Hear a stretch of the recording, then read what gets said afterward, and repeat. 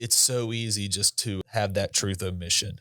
You're telling yourself you're not lying, but are you telling the full picture of the story? And at the end of the day, you're not. And if we're not careful, the more that we don't tell the full story and add this or take this away or don't, then the next thing we know, we're down a road that is that slow fade mentality as we kind of get down the road and you're in a place that you don't really need to be.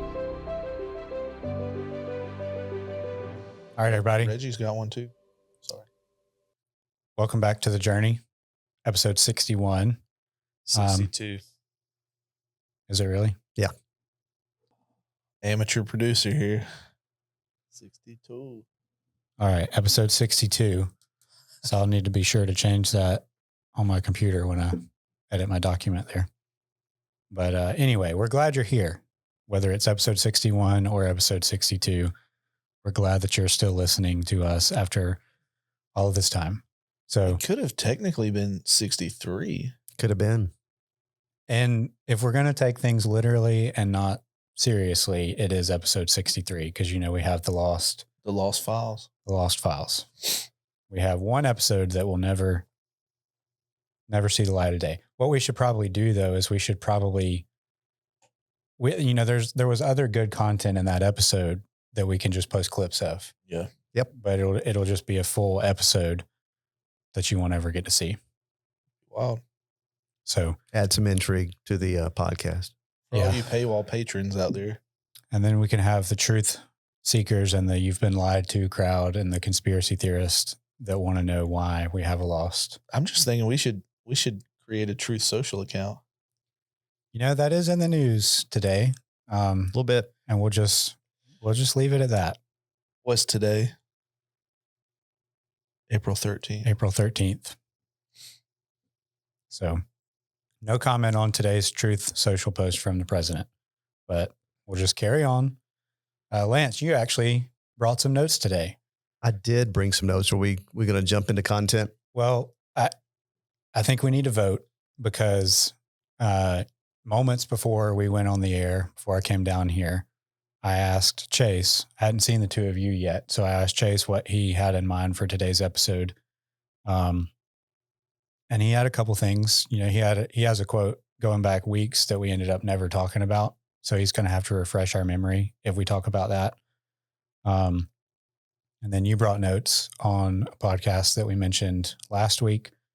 And then I have bullet points from my notes last week that I also served up as an option that we didn't talk about. So basically we've got David Nasser on Chad Wright that I sent to y'all and nobody else ever commented on that one. So I feel like we could cross it off. It was good up until like the last 25 or 30 minutes. And then it just kind of. I started it, but I still haven't finished. Why did you think the last 25 or 30? It was just, I don't know. It was kind of weird to me. The ending was just off. Like Okay. It wasn't controversial, but it was kind of like.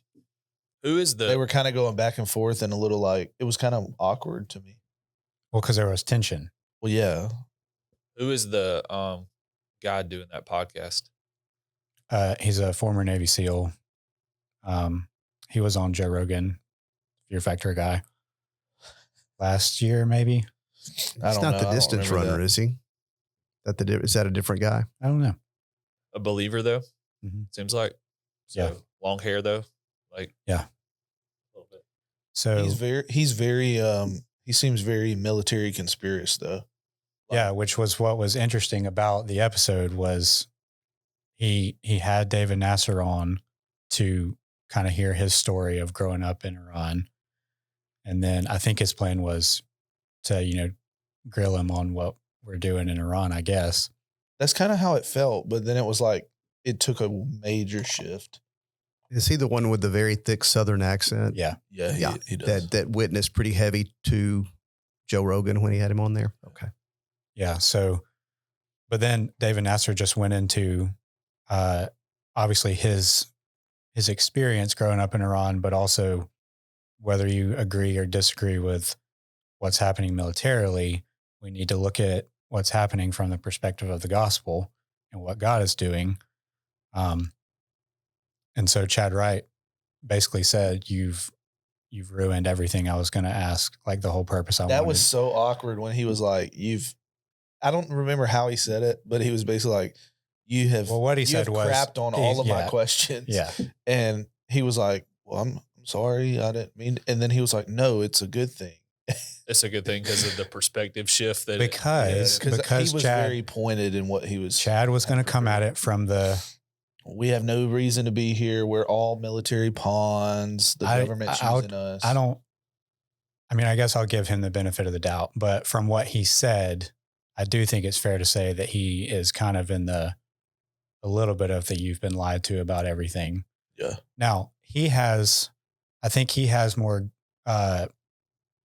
standing to kind of have that opinion since he's actually put his life on the line and served than a lot of other. He's seen it in a more active way. Yes, he's seen it in a different way, and that was his point. That I've my entire life has been in the military, and my entire life has been being used as a pawn for these governments that they're staying at home, not doing nothing, make truth whatever they want it to be to serve their ends.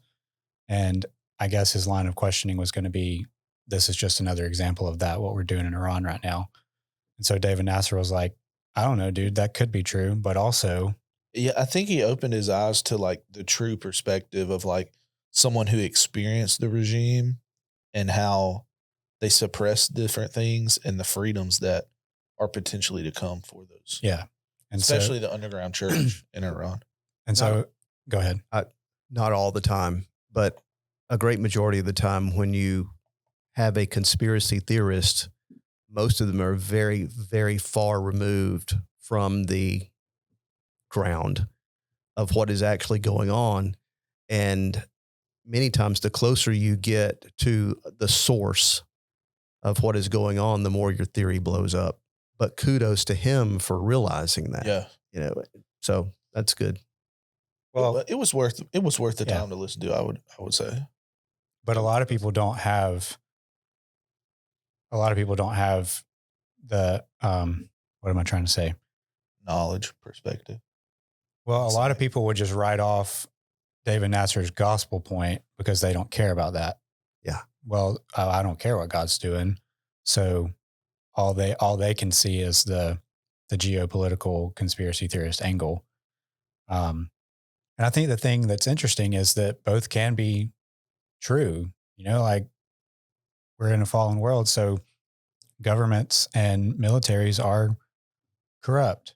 And so they do things to support their own interest, whether it's right or wrong. But the fact of the matter is God's sovereign over that. And so God uses that. And I think that was David Nasser's point was, right, regardless of what you think or why, you have every right to think it. But you got to think about the Iranian people too, and how God is using this for the advancement of the gospel in a nation that's been oppressed. Right. And that just the first, 20 minutes, if that's all you have, would be worth listening to, of like David Nasser's childhood kind of deal, and up until the point where he kind of experienced Christ. It's a cool start. Enterprise native. Ridgecrest shout out. He spoke here. Oh yeah, he did. Yep. How many times has he been here? The one I can remember is Rewired. He was an Awesome August. I don't remember that. And I don't remember which one. August. Been here for Rewired, and I think probably 2 or 3 other. He's probably been around 4 or 5 times. He did something at when we used to do the Civic Center D-Now thing. He's been probably around 4 or 5 times. Is there any interest in bringing him back for Awesome August? Or was there like he may have been a one-shot Awesome August speaker. Yeah, I think so. We need to have him with our students. Is there like a reason that y'all don't want to get into? I just don't think let's just say he's not very filtered. Yeah, he may not have clicked with everybody. Okay. Let's just say that. So they're such diplomats. I mean, I don't mean that. I mean, he just says what's on his mind and is not, I think there's good to that. And then depending on a crowd, there could be bad to that. So, kind of like old buddy we had last year. Can't think of his name. Jim Cymbala? No, for students. In Tennessee, he came and did Wired. Anthony Knight. No. That came, Oh, Eric Reed. Eric Reed. Yeah. Yeah. He's a nice guy, but he'll tell you what he thinks too. Yeah, but he probably In a different way. Yeah, I though. was about to say, I It's a think little he's different probably way. a little bit more. Well, he does a lot. He's more with students kind of as of late than David Nasser. So it's a little different. Like David Nasser's students as of late was like college age at Liberty. A lot of. Maybe you should reach out to David Nasser and ask him to come on the journey. I mean, I don't see why you wouldn't. I don't either. He probably would. That's what I mean. We need to really think about this. But when we have all these awesome August speakers in, it'd be a great way to kind of add Preface some it. extra. Mhm.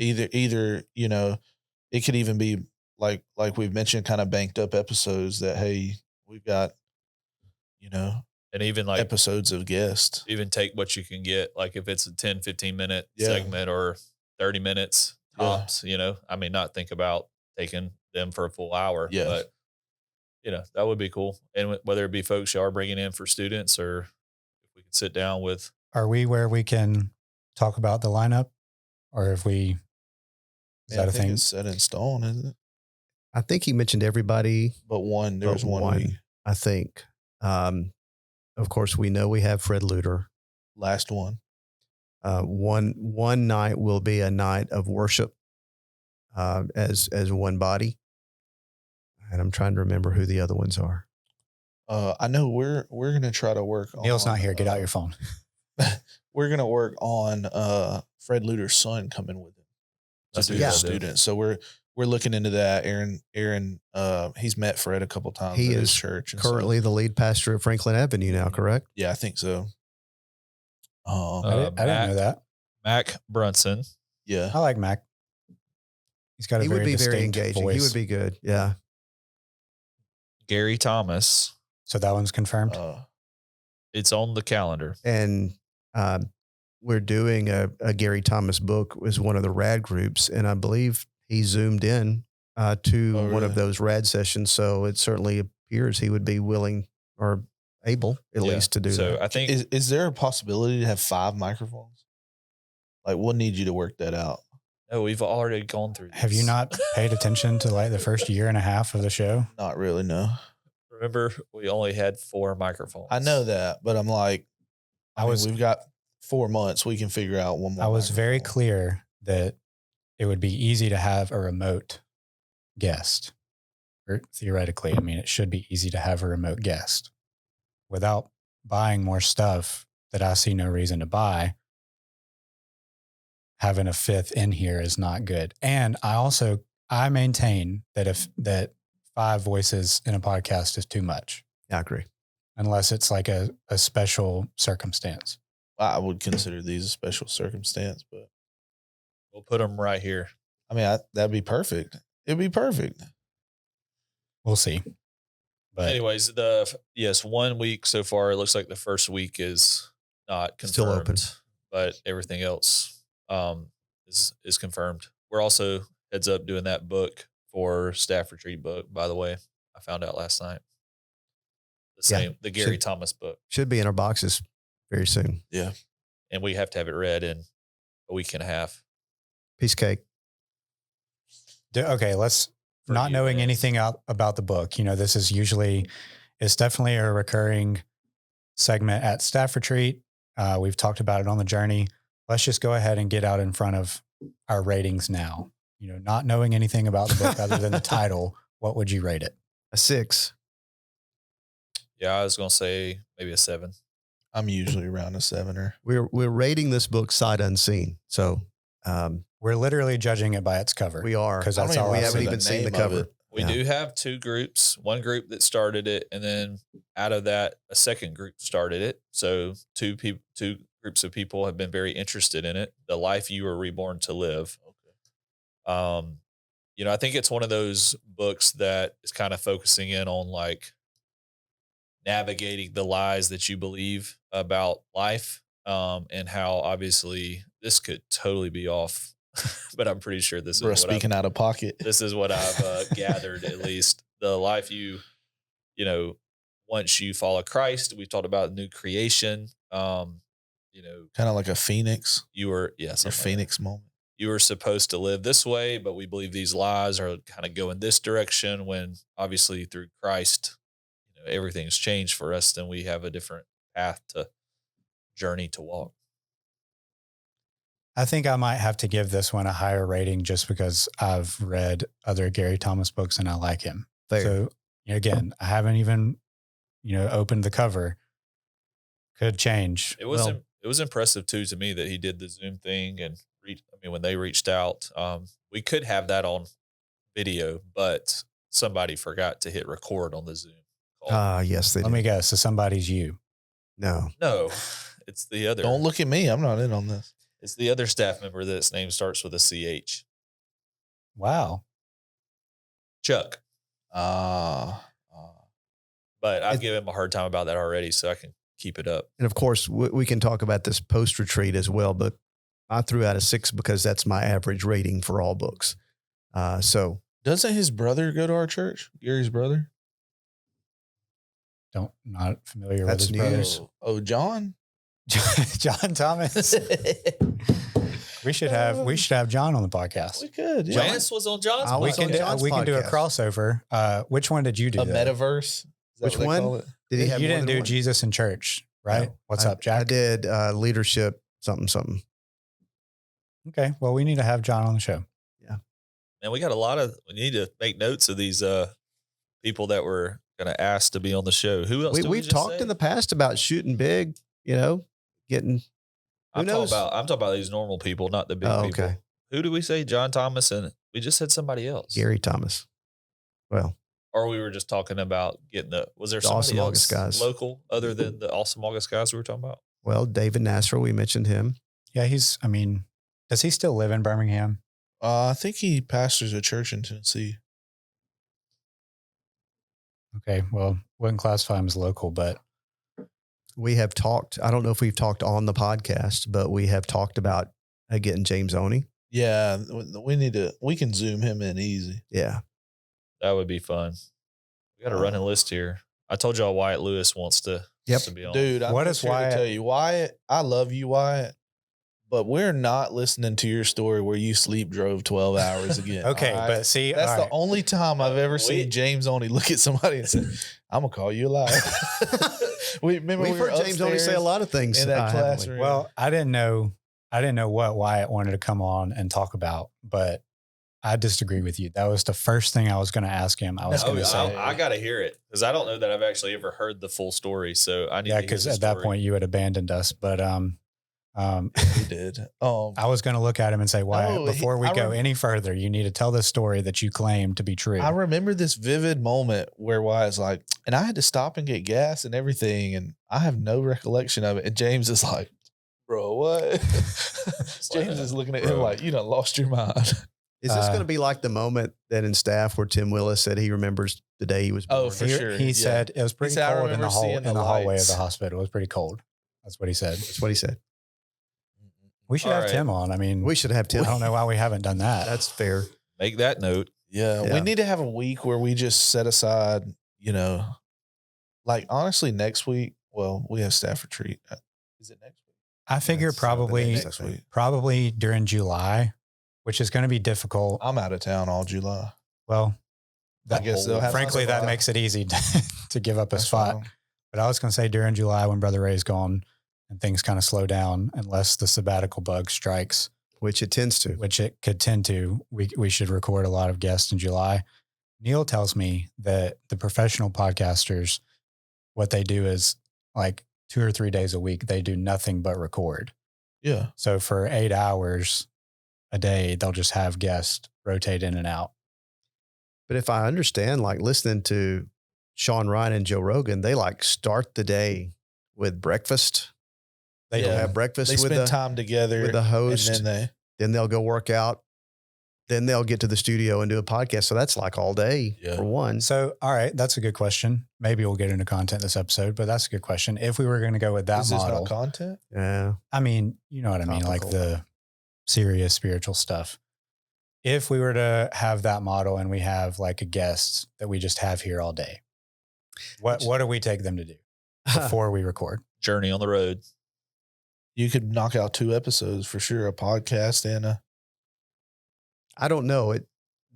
All the other stuff though, they don't record. That's just No, yeah, prep. it's just fellowship. Yeah.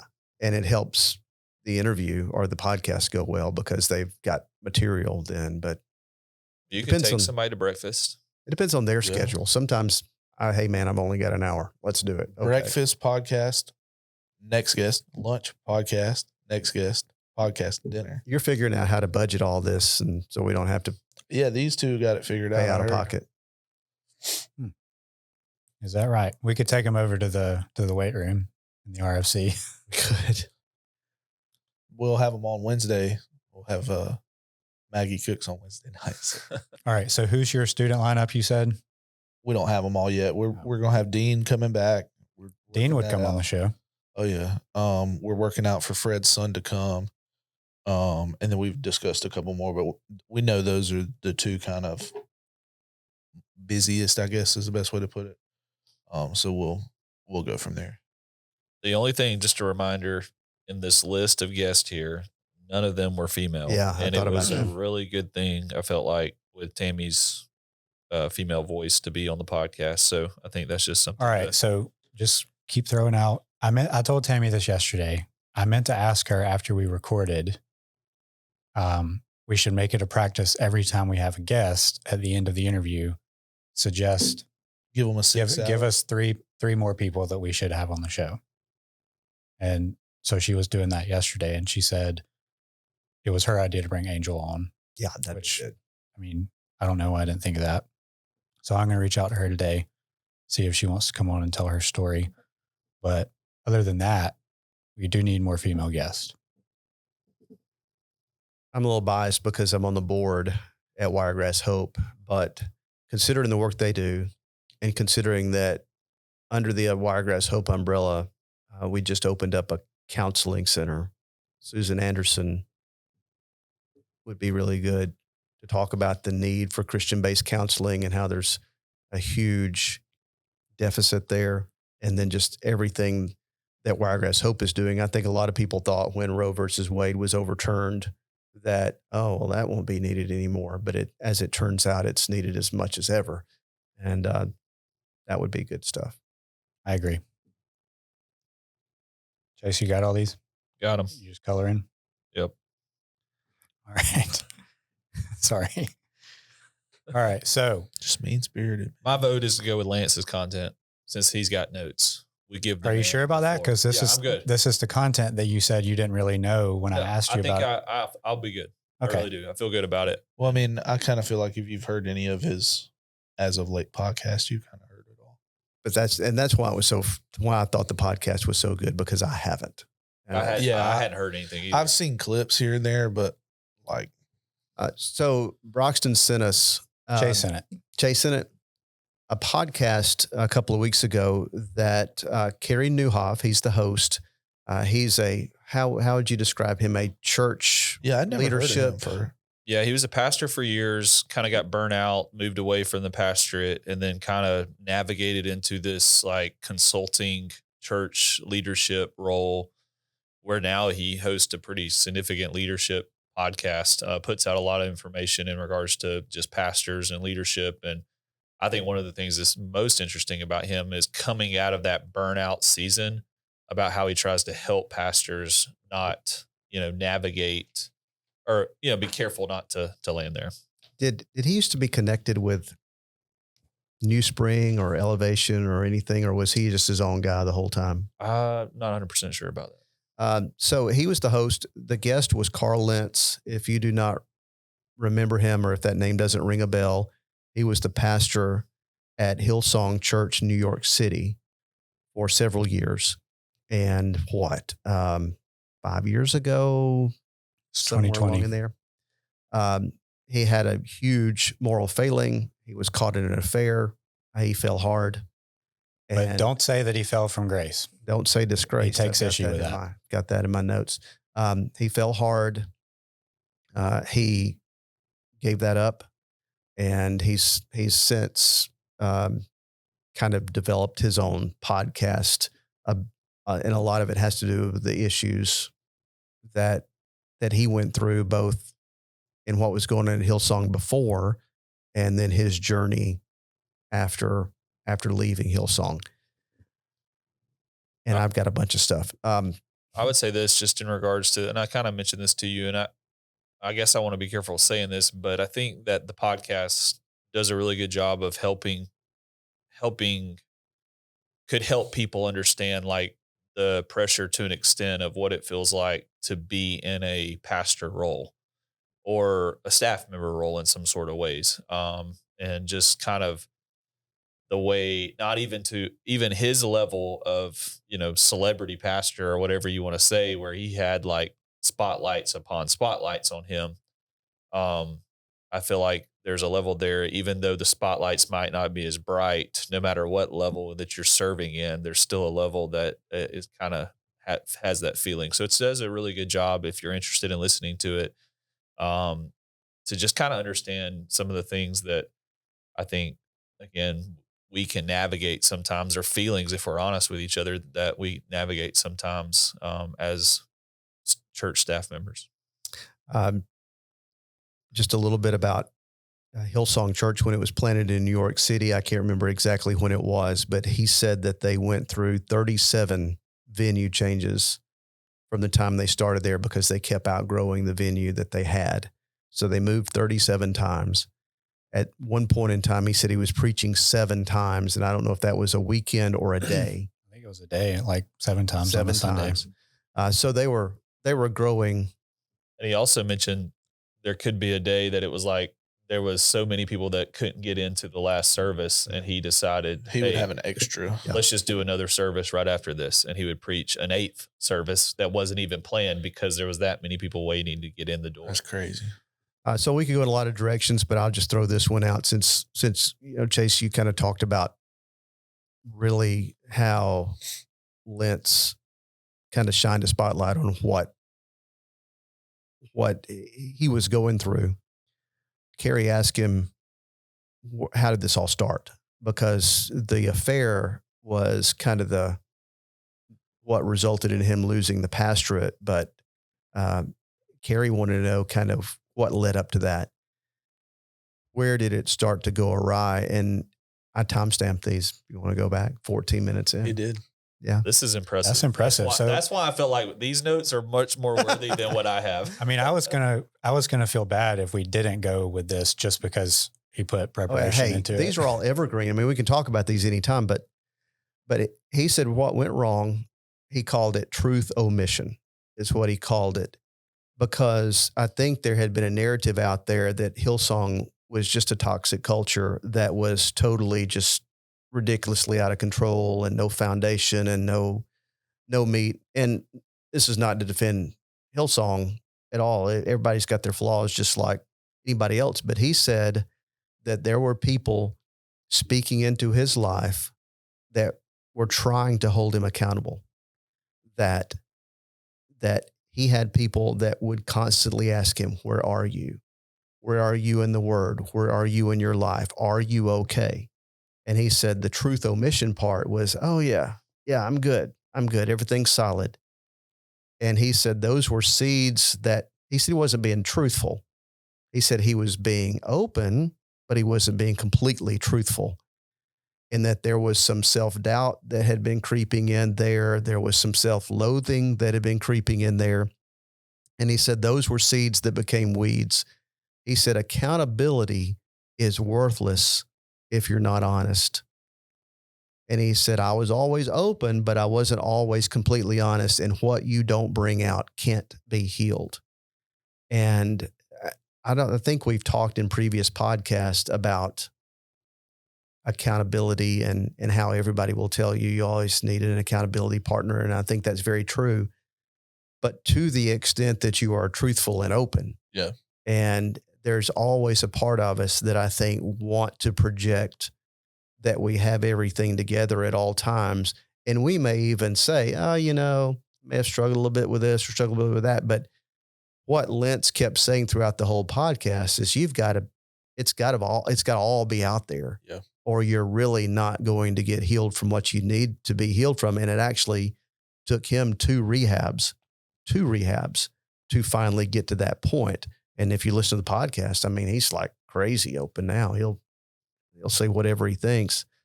But I thought that was really impactful because you can struggle even in an accountability relationship. Every time you hear about a church failing or a pastor, the story always ends up being he had no accountability around him. He was allowed to roam, and had no accountability. But to hear him talk, he had people that were desperately trying to hold him accountable, and he just led everyone to believe that everything was okay until all of a sudden it wasn't. And I just wonder what the lesson is for us and for the average church member that needs accountability just like anybody else. Well, I think the enemy lies to us in so many ways and makes us feel as if like what we're going through, we're isolated in that. And in the isolation of our struggles, there is no freedom. And there really is. And he has this kind of, the enemy puts us in that trap. And when we stay there, um, we feel as if there is really nothing else I can do, or what if I do say something, what are the consequences that are going to come with that? Which obviously there are consequences that come from some levels of honesty of things that could possibly be going on. Obviously in his case, major consequences came. But I think the thing that is important, well, for us, I think in a lot of ways we make our living from our words, whether it be teaching or whether it be, however, whatever we're doing. In a lot of ways in the church, we're talking to people, spending time with people. We're having conversations with people. So our words are how we live our life in a lot of ways. And so I think the struggle there in a lot of ways is we can easily use our words to speak. And if we're not careful, twist them to make our speaking better or fit or adjust in some sort of ways. I mean, whether it be an illustration from the stage, or whether it be a conversation that you're having with somebody in the welcome center. Hey, I understand that I've gone through something similar, and you start telling them maybe a story that maybe not be fully true, but and maybe I'm the only one struggling here with No, this. I know what you're saying. But it's just like, I think it's so easy just to have that truth omission and just have a level that you're telling yourself you're not lying, but are you telling the full picture of the story? And at the end of the day, you're not. And if we're not careful, the more that we don't tell the full story and add this or take this away or don't, then the next thing we know, we're down a road that's that slow fade mentality as we kind of get down the road, and you're in a place that you don't really need to be. And as far as healing comes, we need those people in our life that we can just be fully transparent with. This is what's going on. This is what I'm feeling. And it comes back to you having to decide, am I going to let someone in my life to the depths of that? Or am I going to, just kind of keep it all in? Well, he talked about that too, of like when everything came to light, he was like, the people I thought I was closest to scattered. Couple of guys, like couple of really close the guys. ones who are really close. And you do see that. And I don't know. I think that's a fine line, because on one hand, you see if I'm associated with that person, people are going to assume I'm living the same kind of lifestyle. But then you look on the other hand, and it's like, well, as a Christ follower, and as a I hate to say this, but as a Christian leader in ministry, like, what should our response be? And he talks about, there were people who left who I really thought were there for me, and then people I didn't even realize were there for me. And it's like, that fine line is really a slippery slope of how do we really be, help be the he used the word restoration, help in that process. And he said that when the church was growing hundreds every week. And he knew in the back of his mind that if I'm completely honest about where I am right now, I'm going to a lot of people are going to be affected by this, and I need to protect them, which he called a hero complex. Yeah. But, you know, at the same time, if all of us were gut level honest at all times, it would be a constant conversation about everything that's wrong with us. And I, I think probably we don't err on that side. I mean, we put walls up for the most part. But if we all of a sudden talked about everything that we think might be wrong with us, are we even prepared to have that conversation in an accountability relationship? Because we all have, I think, things in the back of our mind that we know aren't exactly right because we're flawed people. So I don't know how to have that conversation. Obviously, with him, he needed to have that conversation because it wound up in an extremely bad place for him. But none of us are perfect. Yeah. And I don't know. I don't know how to do it on the accountability side of me speaking into somebody else's life, or in the receiving accountability side of me talking to somebody that's trying to check me out. Right. That's a scary, scary thing. And I don't know how many of us do it maybe the way that it needs to be done. Yeah. That was there was a lot of interesting things in the episode, but I think to me, one of the most interesting questions they posed is, I can't remember if Carl brought it up or Carrie brought it up, but there's this question of, how could you get up there and preach 7 times a Sunday? I like that. And Knowing you had this in your life. yeah, knowing that you're doing this. And I also need to, like, just on a personal level, I need to come clean about the fact that I really liked Carl Lentz. Like, I heard him for the first time at Passion 2015. And I was like, I've never heard somebody preach this way. Like, he's very charismatic. He's a very gifted communicator. And, you know, I was a little bit less mature spiritually then. Mm-hmm. So I didn't always understand that you can be a gifted communicator, but still be biblically wrong in what you're saying. Now, I don't think that that's an excuse to completely write somebody like this off. Right. But so anyway, I just, like, when all this happened with him in 2020, I was very disappointed because it was somebody that, you know, like, I kind of admired and looked up to. He was somebody different, somebody outside of my tradition, I guess we would say. But anyway, you know, the question was, how can you get up there and preach, period, but especially as passionately and as gifted as you were, knowing that this was going on. And, you know, his response to that question, I think to a lot of people would be, that's just a cop out.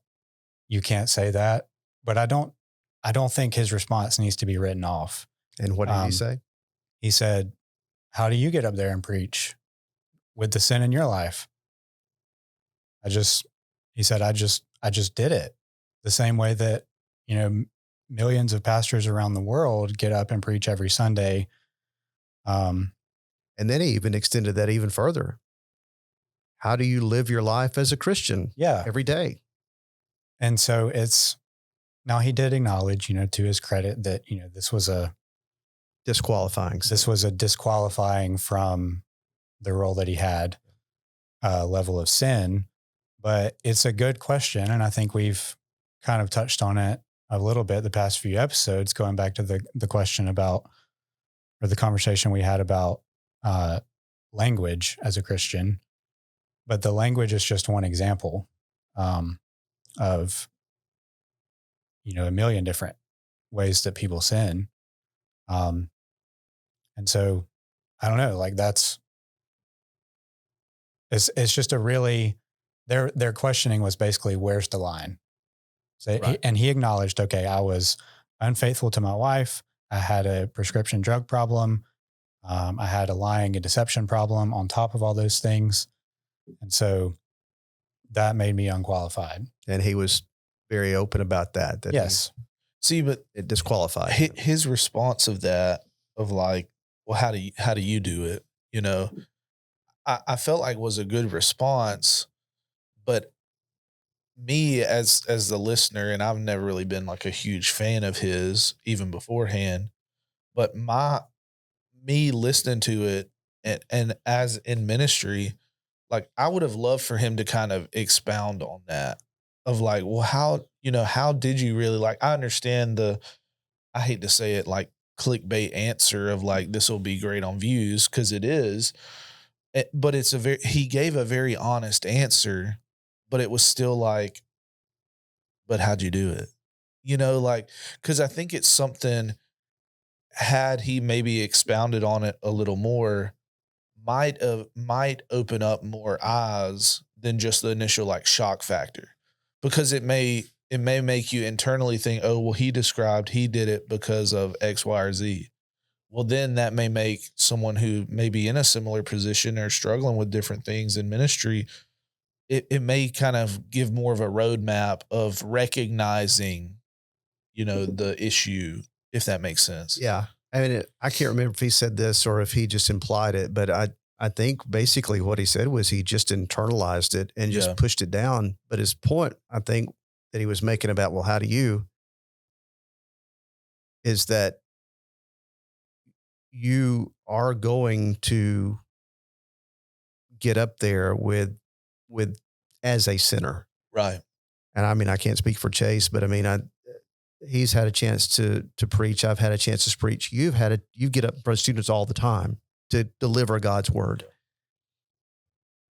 You try to do your best in your human frailty to be as transparent before God as you can, repent, come before God, knowing that Jesus can only make you pure. And I always pray when I get up there that anything I say that's just of me, I don't want it to be heard by anybody. But what God wants people to hear, I pray that gets amplified. But yeah, I mean, we're all going up there less than perfect, but his point was more than that. Actually, his point was because his sin was so high profile. Right. He's not saying he didn't deserve to be disqualified. In fact, he was very clear that I do not need to be in the role that I was in. But he was also saying that culturally, there are some things that are going on in the lives of people that preach that they explain away that you don't explain away with his sin. Right. And I think that was almost sounded defensive. And in the podcast, Carrie said, well, you're actually kind of sounded defensive and that. So both of those things were going on in that answer, I think. I think there's two parts of it to me. The first is just like this was his job.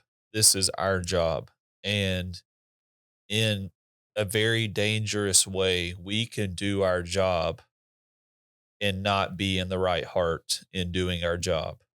I would assume it would be the same for anybody watching or listening. Like my dad works and sells paint. So he could go sell paint and not in the right heart. And you just do your job. You just go through the motions of doing your job. If I'm a teacher, they're expecting me to be at the classroom at 7:30 this morning. And no matter what happened yesterday or last night or how I'm feeling this morning, my expectation is to be there at 7:30. So you just show up and do the job. And the same, I think, unfortunately, is true for us in ministry. I mean, we have a job and we have requirements that are dependent upon our job, that we are to show up at a certain time and do a certain thing on stage, off stage, and make things, make church happen.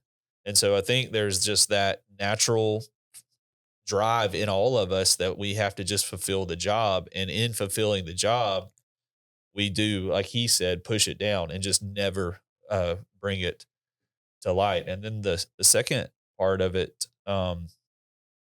to me has to do with the fact that I think that it's very easy for us to, as people in general, to be more concerned with the consequence and the outcome Right. than truly getting to a place of dealing with the hurt and dealing with the reality of what's going on inside of us. And I think there are people, I would say at least, I think God will put someone in your path if you want it to experience healing. Mm. And I think sometimes people don't necessarily want that. And sometimes because we've been hurt in the past, because we shared something with somebody that they went and then shared with somebody else. And it's like, man, I'm not going to tell anybody else again what's going on with me because who knows how they're going to handle it.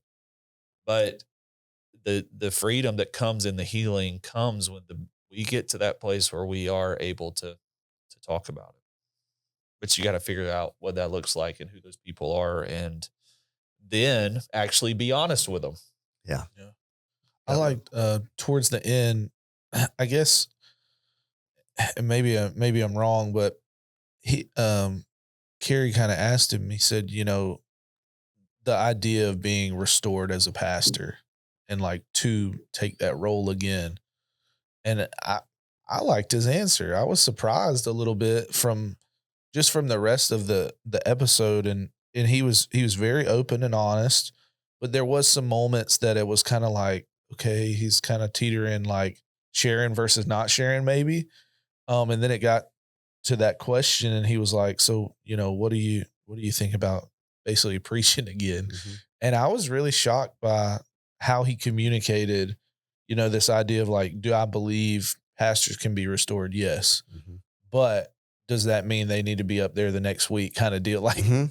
kind of like this idea of a process and his mind on kind of what that looks like was really Yeah, interesting. it was interesting because he said, yeah, it's completely obvious according to scripture that what I did disqualified me. Right. He said, but there's nothing that you can point to about requalification Right. in scripture. He said, basically, if it came down the line that years later, he thought that he would like to assume that role again. He said, that's going to be kind of a community decision Yeah. as to whether enough people want to accept the fact that he's a different person, which is interesting. I never Yeah. thought about it that way. Yeah. Well, and he didn't drop any names, but he kind of subtly said, I've seen other guys in my shoes come back. And by Rather quickly. come back, he meant to the same place, like not even leave the church within months 90 days. rather than, he was basically out of public life, whatever you want to call it, for 4.5 years. So yeah, it's just It was almost really sad because they were growing so fast, and whether you buy into the kind of the Hillsong way of doing things or you're totally against it or what, some fruit was being born there. I don't think there's any doubt. There was some fruit. There were some people's lives that were being changed, and he said he knew things were spiraling out of control. And he said, okay, I'm going to try to identify someone or a couple of people that I can put more on. And then that will allow me to be in a position where I can take care of what's wrong with me.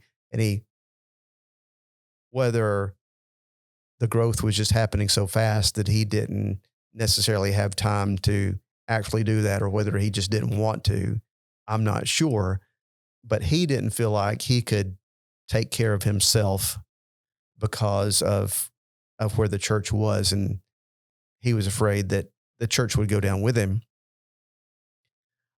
When you have a church that is growing that fast, I don't see how anybody wouldn't think exactly the same thing, Right. right or wrong. But that was another thing that he talked about. If he could go back and do anything over again, it would be go very slow. Go very slow. He said he doesn't think a human is built for the kind of growth that they had as quickly as they had it. And that doesn't justify anything that happened with him. He was upfront about that, but he said it leads to not a good place.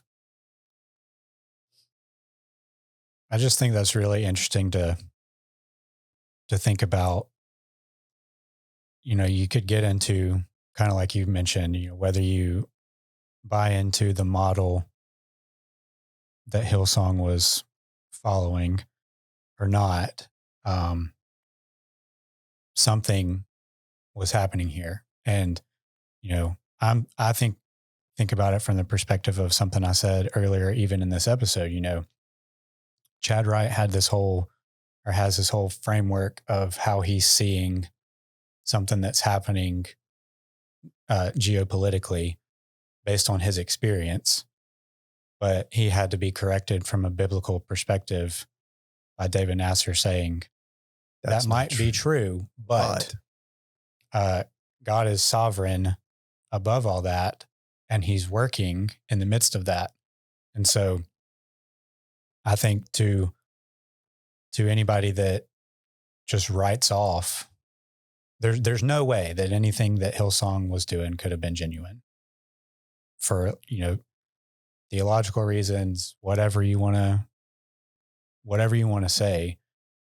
I just don't know how we can, with certainty, always say that about something, because God is still working in something in ways that you can't understand. And I think that, like 5 years ago, if I knew that I was saying that, I would be like, what happened to me? Because I used to be the one that would immediately write something off based off of the tribe or the camp that such and such was associated with, because it was outside of whatever I believed to be, sound or right, or however you want to phrase it. And I think as I've matured some, and I'm not, of course, don't hear me saying that, like, Yeah, not embracing everything. right, I'm not embracing everything, but I think as I've matured and learned more about how God works in the world and how he's worked in the church throughout history, I just come to a place where I understand that there are different, he just works differently. Like, he works differently in different times in history based off of the way a culture's set up. And God's going to work differently in Dothan, Alabama than he's going to work in the underground church in China, because that's just a reality. And there's no, like, or in the middle of New York City. right. You can't point me to chapter and verse that says, no, he's going to work the same in Dothan that he's going to work in New York City, because the people are different. The culture's different. So that wasn't, I don't feel like that was very coherent, but it's just, to me, it's like, I think I've come to a place, I guess what I'm trying to say is, of more humility about how God works and when he works. And even when they started their podcast, there were people that are not this episode, but like when Carl and his wife Laura started their podcast, there were people that are like, oh, well, he's not genuine about that, because he still won't call it sin, what he did. But that's not true. Right. Like, there were multiple times during this specific episode, I sinned. All of this stuff happening around me was maybe unfair. Maybe the church treated me wrongly and sinned in their own way. But if I didn't put myself and my family and my church in that situation, it wouldn't have happened. And even to that point, Carrie asked him, did you ever consider going the deconstruction route that you hear a lot of people do because of what happened? And he said, Jesus didn't do what happened to me. Yeah. The local church didn't do what happened to me. He said, I own it. He said, I did that. And no, I really didn't think about deconstructing, because those are not the causes of what happened to me. I'm the cause of what happened to me. And I thought that was a powerful thing to come from him, because that had been such a trendy thing over the past few years of people that may have had a bad church experience and thinking that was something to walk away from Jesus for. So I thought that was interesting. Other thing he said that I never really thought about, he was pushing back at some of the narratives about him, and one was celebrity pastor, and, you catered to celebrities, and, you hung out with Justin Bieber, and all that stuff. And he said, "You ever heard of Billy Graham?" And you would never put Billy Graham in the celebrity pastor category, but he had so many famous people come to Christ through him. He didn't cater to them, but the message drew them. And it is an interesting, I can't remember if he kind of responded this way, but in so many words, he did say, well, like, what would you have expected me to do? You know, I'm in New York City. Like, there's celebrities in New York City. So I have a message that is attracting them. I have a message. And if it's attracting people, going back to the idea that God works however he wants to work, not how we want him to work. And so, like, what was he supposed to do? Not hang out with Justin Bieber and Kevin Durant and like whoever. But I mean, really, like, if you think about it that way, like, it is easy, especially now where everybody can have a platform and say what they want and respond based off of a 30-second clip on social media, to just say, that's not genuine. He was hanging out. It was just for the influence and the fame. But that's not a fair characterization, because you're right. Like, there are lots of celebrity pastors around, and I think the more charismatic ones are the ones that get the bad rap. Yeah. But John MacArthur was a celebrity pastor because God gifted him, and gave him influence. A high platform. John Piper, celebrity pastor. Steve Gaines, celebrity pastor. You know, I went one Sunday. You remember? To Hillsong, New York City. I do think I vaguely remember you telling us this. Was he there? He was not there. It was 2019. Apparently they had a church plant in Connecticut. So whoever had that church was preaching there that Sunday.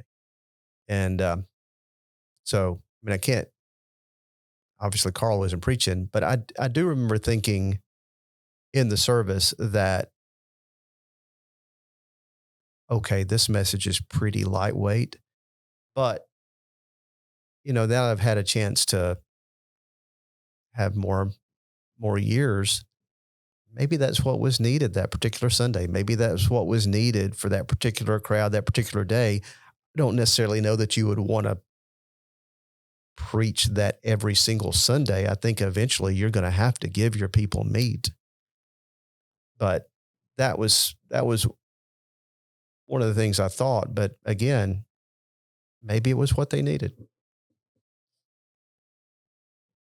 You know, I think one of the things that it's so easy to feel, and I think it goes this way for any organization or anything, like, especially that you're in leadership in, it's like that this organization or this whatever can't go on without you. And I mean, that's something I've felt even in ministry, like this event or this thing, this direction, or, you know, these groups or whatever are not, can't happen without us. And I think, you know, one of the main things that's kind of been circulated a little bit in the last few minutes on this podcast is the fact that God is at work and will fulfill his purpose and his plan in this world with us or without us. And first off, relieving yourself of that pressure is a really big thing, and trusting him with his purpose and his plan is a freedom thing to experience. And so I think for all of us, knowing if God's calling us to these things, he's going to help us to fulfill it. He's going to equip us. He's going to guide us in that. But it's not dependent upon us to be done. And I think he speaks to that in the podcast, and he talks, you know, highly about, I think he had that feeling like you've already mentioned. That's good. I think Carl Lentz and Auburn would get along really well, because anytime Carrie said, okay, let's address some of the criticisms, and he would, you know, name a criticism like celebrity pastor, and Carl's like, what do you mean by that? I find the terms. Disappoint you. I'm not the biggest fan of Carl Lentz. I know you're not. I enjoyed the podcast, but I don't see us hanging out. Well, that's okay, because he's not coming down here to hang out with us. Never know. You want to email him and see if he'll be on the journey? I'm done emailing people. I keep getting embarrassed by it. So unappreciated. All right. Well, there's a lot more there probably, but Oh, hey, we can just throw these out there for future conversations, but he talked about saving seats.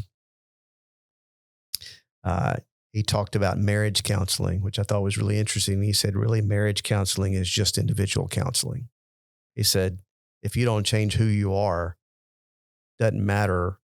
It doesn't matter about your marriage. If you're a different person, your marriage will be different, which I thought was an interesting take on marriage counseling. Carrie said that his relationship with his wife and his relationship with God, he said now that he's out of the pastorate, is richer because he does not have to disentangle his role as pastor with his role as child of God and husband, which I thought was interesting. And then the final thing, he said, this would be a good question when we have guests on, so we're going to have some questions to ask all of them. Carl said he thought the biggest miss in the evangelical church thinking today is the brain. And he said he thinks the key is to build habitual thinking in your life. And he said that the Christian life is not about doing, it's about being.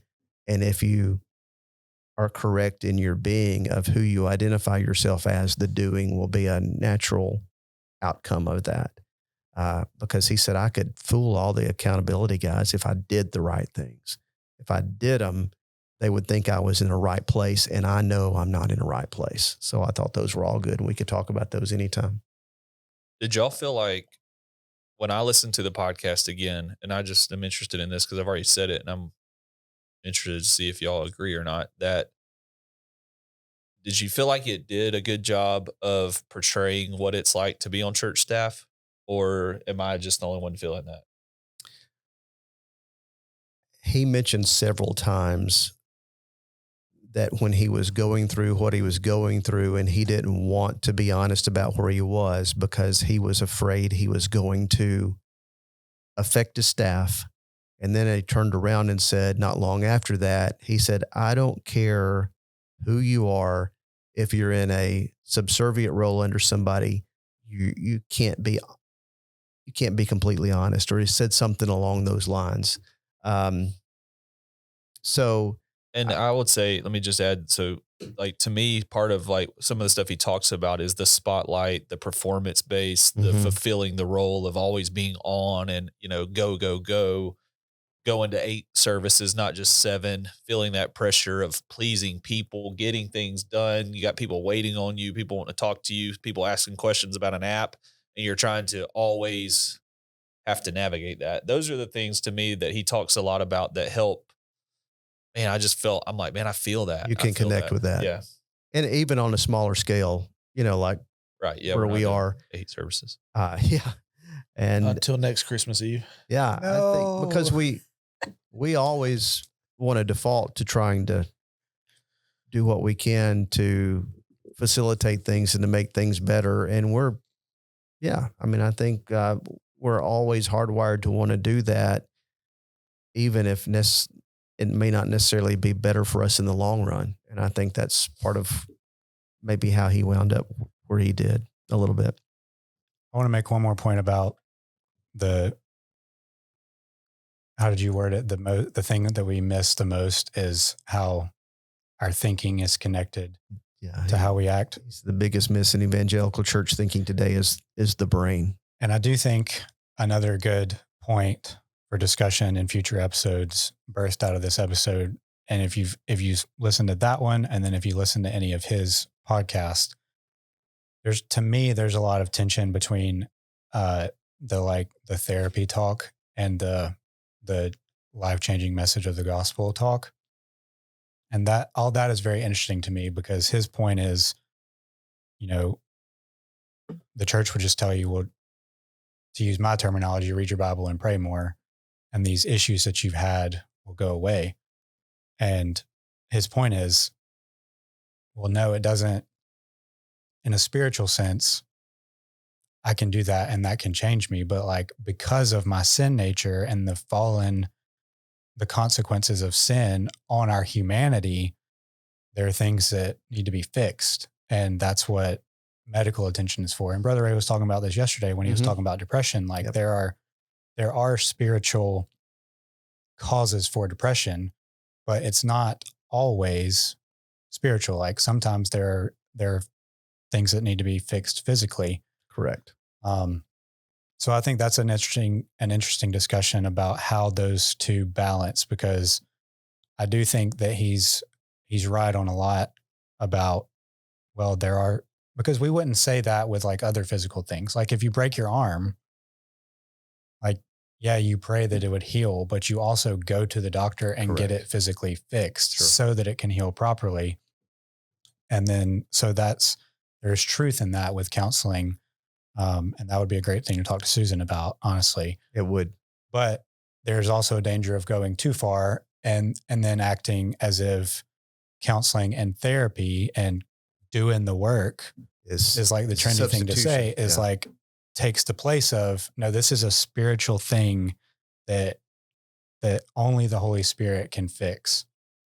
And he said when he was saved, he also said, sometimes God delivers you from things immediately at salvation, but sometimes there's a sanctification process with specific things. And he said, I did not get delivered from past patterns when I was saved. And that's a good topic, I think, in our role and how we deal with members and counseling and things like that, about those things as well. Because again, that's something that took him 2 rehabs to figure out about where he was too. So there's a lot of good stuff to chew on. All right. That wasn't actually what I was going to close with, but we do need to close. So I have one question that I want you to think about between now and next episode.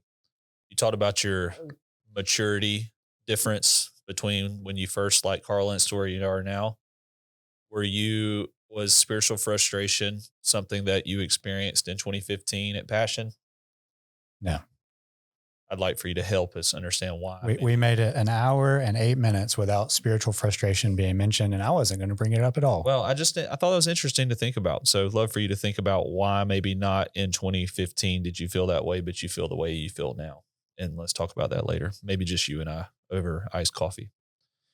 A lot of comments in episode 60 with folks. Yeah, there was some good stuff. Loving, enjoying Miss Tammy being on the show. We actually have a female in the comment in the chat on YouTube, Miss Marsha Ross, which was a first. I don't know. Yeah. Well, Kimberly. Yeah, that's right. The last few episodes has been commenting, but before that, we didn't really have a lot of female engagement. We'll just shout out Miss Marsha. She said, love Tammy on the show. And then a lot of our other guys have a lot to say about Miss Tammy and their Bible translations, if you're interested in that. And I do have a giveaway if we can finish with it. Sure. We going to give away your shoes? No, not those.